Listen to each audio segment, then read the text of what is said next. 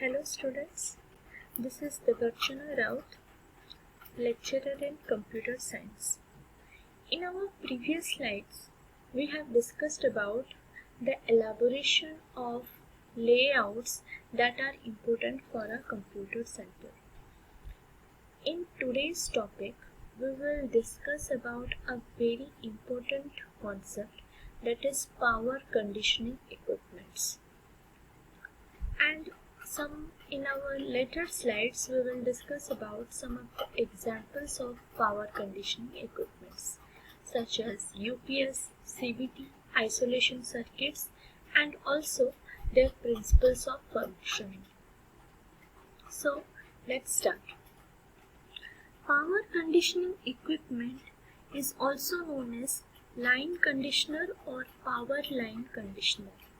It is referred as a device intended to improve the quality of power that is delivered to the electrical load equipment. So all in all, we can summarize the power conditioning equipment is a quality improvement of the power supplied to the system. So let's discuss about some of the equipments that really conditions the power. So at first we will discuss about UPS. As we all know that UPS is uninterruptible power supply. That is, when actually the main power or primary power source is lost, the UPS allows the computer to keep running even after that too. So it provides basically the power even after when the primary power source is lost. It also provides protection from power surges. Basically, the UPS contains a battery that kicks in when the device senses a loss of power from the primary source. In the every working principle of UPS is it converts the main primary source current, or we can say incoming AC current, to DC through the rectifier and converts it back with an inverter. So the first basic work an UPS does is it has to save the current from the primary source. So we can't save the current, or we can't store the current, or we can't back up the current when it is in AC form. So we need to convert the AC current into the DC current. So the conversion of incoming AC current to DC current is done through the rectifier. So next, when we need the current, we can't use it in DC form. So we need to convert the DC or direct current again to the AC form, that is alternative current form. So for converting it again from DC to AC, we need an inverter. Next, the batteries or flywheels store energy in order to use for utility failure. The bypass circuit routes power around the rectifier and the inverter. So we can say the basic parts of UPS are a rectifier that converts the incoming current AC to DC, and the inverter that converts back DC to again AC so that we can use it. So mainly the energy is stored by the batteries or flywheels, and the bypass circuits routes the power around the rectifier and the inverter. So there are some, according to the working principle, there are 3 types of UPS. So let's discuss each of them. So we will first start with standby UPS. It is also known as offline UPS, and it is most common type UPS used for desktop computers. In this, there is the main concept of transfer switch. The transfer switch is set to choose the filtered AC main input as primary source power.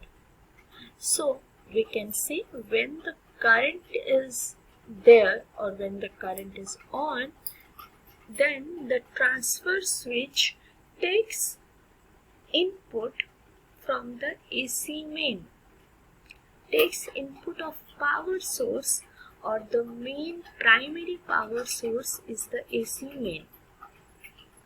But when the main primary source fails, the transfer switch switches to battery or inverter as a backup power source. So when that happens, the transfer switch must operate to switch the load over the battery or inverter backup power source when the main primary power source fails. The backup inverter or battery that is already previously charged only start when the power fails. Hence, it is named the standby UPS. So, we can summarize it as the battery is already been charged. There is a transfer switch, which in normal cases when current is there or when primary main power source is there, the transfer switch takes the main input to run our computer. But as when the primary power source fails or the current goes away, the transfer switch switches the load over to the battery or inverter backup power source.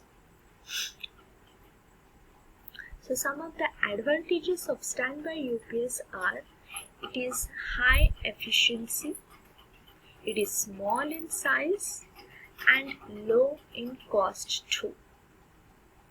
With proper filter and slug circuitry, this system can also provide adequate noise filtration and surge suppression. So let's discuss the block diagram of standby UPS. So here we can see, as per to the concept, there is a transfer switch. We can see the transfer switch here. When the primary power source is on, or we can say when the current is on, it normally takes input from the AC main. There is a surge suppression, there is a filter which takes the filtered AC main current in order to use for the system. This is the transfer switch we can see, and from this path the filtered AC main is taken input in order to run any system. But when the current goes off or when the primary power source is off, the transfer switch, the work of transfer switch is to transfer the load over the battery here.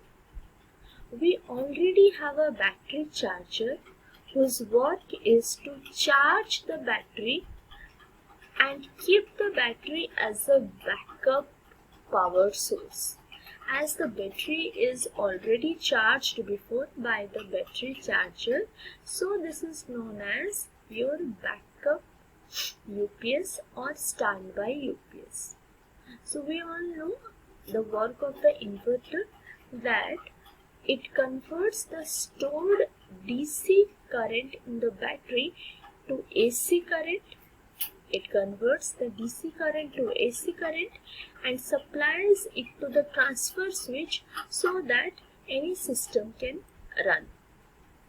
So this is our basic working principle of standby UPS.